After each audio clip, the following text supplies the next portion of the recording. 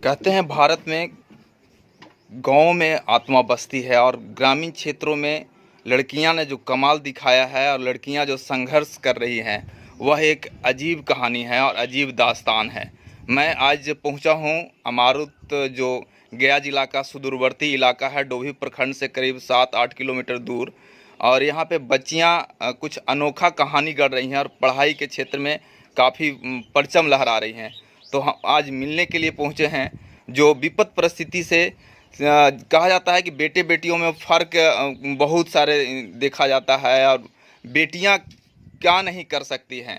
तो इस बार रिजल्ट में हालांकि बहुत अच्छा रिजल्ट नहीं रहा है, लेकिन फिर भी क्योंकि बेटियां हैं तो सब कुछ है, तो इसके लिए हम आज जानना चाहेंगे लड़कियों से। लड़कियां का हम आज बयान लेने के लिए पहुंचे हैं, उनके घर पहुंचे हैं, उनके स्थिति को जानने की कोशिश करेंगे और जानने की उन लोगों से खुद आप बीती सुनने की हम चाहत रखेंगे कि क्या क्या घटनाएं घटी आपके साथ और कैसे आप मैट्रिक रिजल्ट में एक सफल स्टूडेंट के रूप में आप साबित हुए हैं।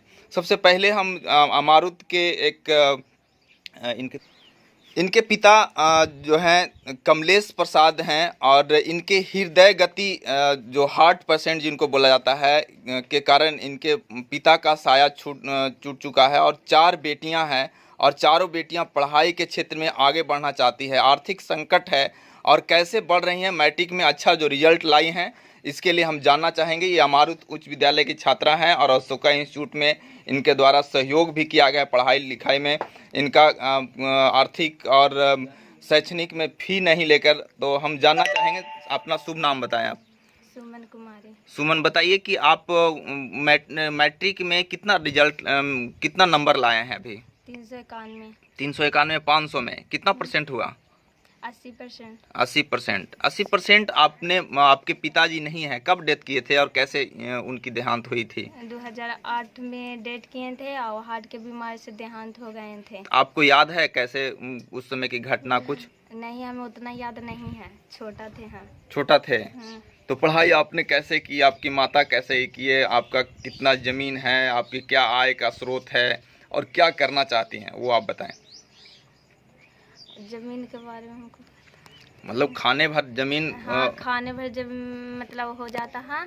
मम्मी सिलाई करती है। मेरा स्थिति बहुत मतलब दयनीय था और मम्मी के कमाई से हम पढ़ाई लिखाई नहीं कर पाते थे, वही के लिए माँ टेंशन में रहती थी। उसी बीच कोई अशोका सर के बारे में बताएं तो मम्मी अशोका सर पास गई, बात की तो सर बोले कि कोई दिक्कत नहीं है, पढ़ सकती है, जितना पढ़ेगी हम हेल्प करेंगे, कुछ बनना चाहेगी तो हम हेल्प करेंगे, मदद करेंगे। आप कितने भाई बहन हैं सो बताइए? 4 गो बहन है। सिर्फ 4 बहन हैं? हाँ। आप समझ सकते हैं कि लड़कियां क्या नहीं कर सकती हैं और इन लोगों को हौसला को देखकर जो लग रहा है। तो आप ये बताइए कि मैट्रिक में कौन कौन सा सब्जेक्ट अच्छा रहा और वहाँ से जो सपोर्ट मिला, आप कैसे तैयारी की घर में? हमको सब मैट्रिक में सबसे ज़्यादा सब्जेक्ट मैथ है, मतलब अच्छा सब है लेकिन सबसे ज़्यादा मैथ पसंद आता था और वहाँ सर का सहयोग मिला और वे समझाएं, बोलें ऐसे करो, मेहनत ऐसे करो। मतलब आगे क्या करना चाहती हैं आप? आगे हम कुछ बनना चाहते हैं। क्या बनना चाहती हैं? डॉक्टर। डॉक्टर बनना चाहती हैं। तो डॉक्टर बनने के लिए पैसा कहाँ से आएगा? कौन आपको सहयोग करेंगे? अब ये जब ये छोटा थे तब वही सोचते थे कि आगे कैसे मैट्रिक एग्ज़ाम देंगे, कैसे बढ़ेंगे। तब मैट्रिक एग्ज़ाम दिए, आगे के भी रास्ता सारे हेल्प करेंगे, कह रहे मदद करने तो करेंगे। तो अब आर्थिक में मेडिकल की तैयारी के लिए काफ़ी पैसे लगेंगे और आपका सब्जेक्ट कौन सा अच्छा सब्जेक्ट है जो सबसे अच्छा लगता है पढ़ने में? हमको सबसे अच्छा मैथ लगता है पढ़ने में। मैथ में कौन कौन सा चैप्टर? और फिर ट्रिगोनोमेट्री। हाँ। और साइंस में बताइए, साइंस में क्या आपने अच्छा लगा? आप साइंस में अगर कुछ जो जाने? साइंस में भी हमें पढ़ने में अच्छा लगा। क्या साइंस में कौन सा चैप्टर आपको अच्छा लगा उसमें पढ़ने में?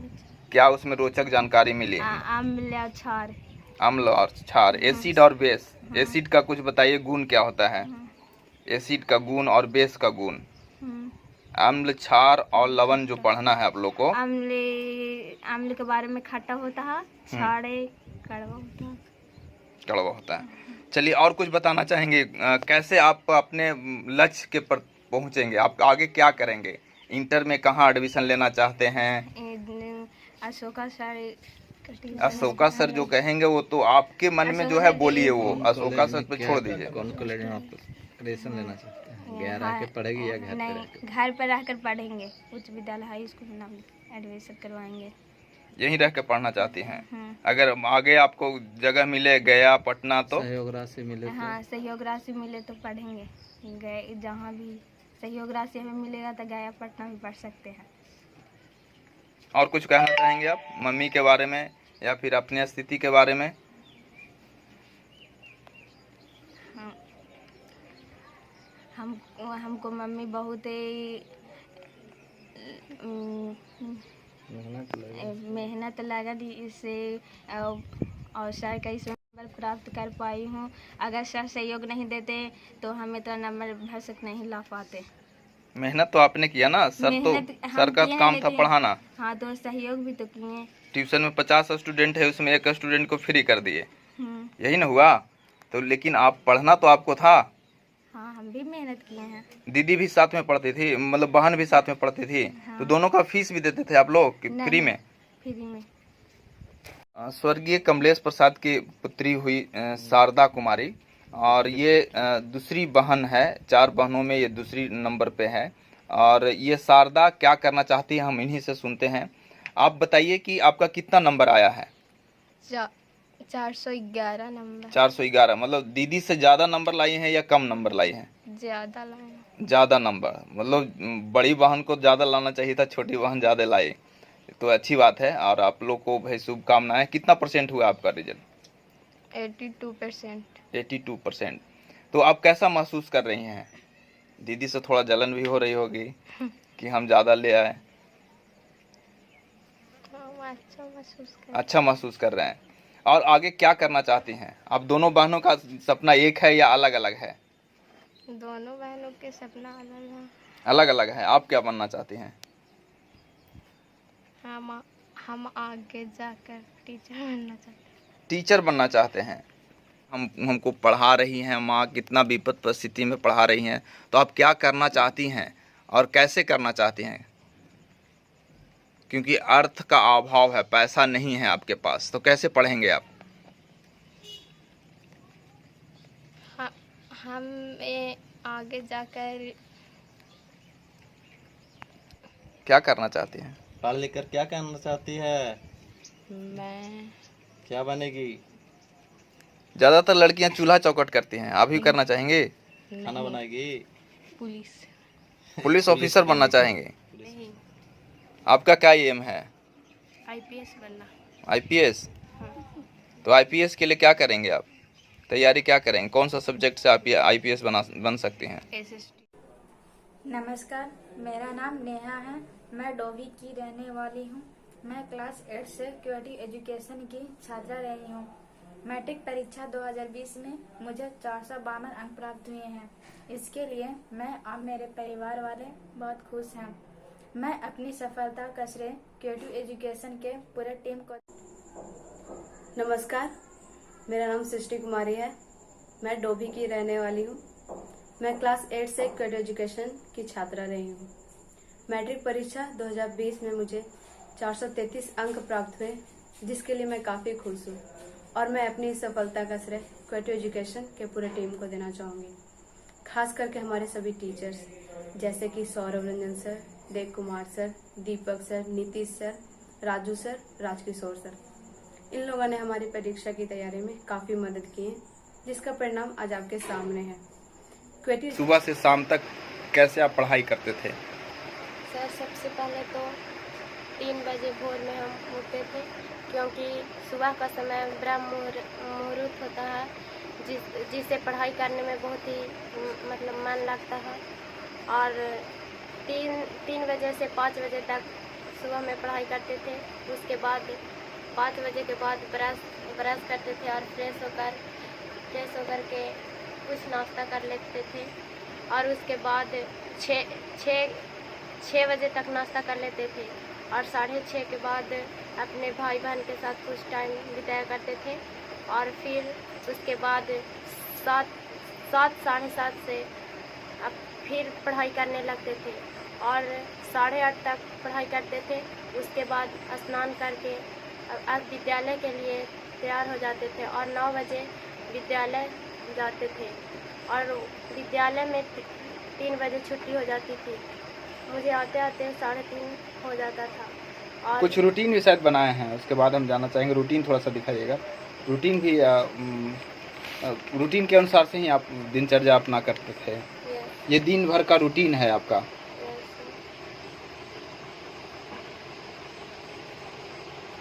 तो इसके अनुसार से आप अपने दिनचर्या करते थे। उसके बाद स्कूल आने के बाद क्या करते थे? कितने बजे तक पढ़ाई करते हैं? स्कूल से आने के बाद खाना खा करके फिर कुछ देर आराम करते थे और 4:30 से पढ़ाई करने के लिए बैठ जाते थे। उसके बाद 5:30 तक पढ़ाई करते थे और फिर उसके बाद कुछ देर घूम लिया करते थे और फिर 6:30 से पढ़ने के लिए बैठते थे तो 9:30 हो जाता था और उसके बाद 9:30 के बाद खाना पीना खा करके 10 साढ़े 10 तक सो जाते थे। Thank you. अच्छा, ये बताइए कि आप अपने सामने कुछ मेडल आपके ऊपर में रखा हुआ था, अभी हम नीचे करवाए हैं। ये मेडल सब किन किन चीज़ों से आप प्राप्त किए हैं? ये मेडल जो आपको मिला है, यहाँ पे जो सर्टिफिकेट देख रहे हैं, तो क्या क्या चीज़ आप बताएंगे अपने स्तर से? स्वर्गीय शिवनंदन सिंह प्रतियोगिता परीक्षा पोखरपुर और माँ दुर्गा कॉम्पिटिटिव बरवाडी और शिक्षा महायाग देवचंडी और अनेक जगह पे क्षेत्रीय प्रतियोगिता में भाग लिया करते थे, जिसमें अभी ये शुभकामना संदेश जो मिले हैं वो डीएम के द्वारा क्या दिया गया, कब दिया गया?